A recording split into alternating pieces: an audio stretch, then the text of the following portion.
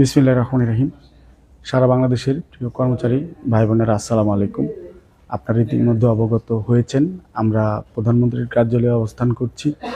আমরা বাংলাদেশ সরকারি কর্মকর্তা কর্মচারী কল্যাণ সমিতির পক্ষ থেকে মুখ্য সচিব মহোদয়ের সাথে সাক্ষাৎ করেছি।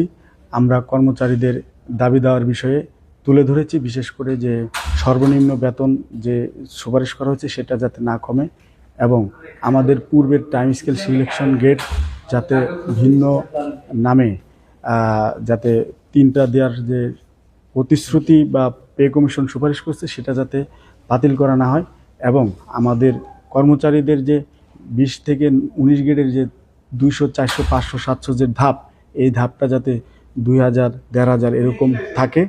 এবং সর্বশেষ আমরা কর্মচারীদের যে প্রত্যাশাগুলো তিনি আমাদের আশ্বস্ত করেছেন, এই বিষয়গুলো আমরা দেখছি, অবজার্ভ করছি।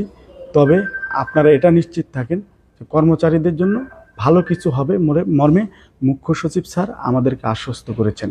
এই জন্য আমরা তার প্রতি এবং সরকারের প্রতি কৃতজ্ঞ। পাশাপাশি আমরা আজকে মাননীয় প্রধানমন্ত্রী জনাব তারেক রহমানের সাথে সাক্ষাৎ করার জন্য আনুষ্ঠানিক তার সম্মানিত মুখ্য সচিব স্যারের হাতে আমরা একটি আবেদনপত্র তুলে দেই।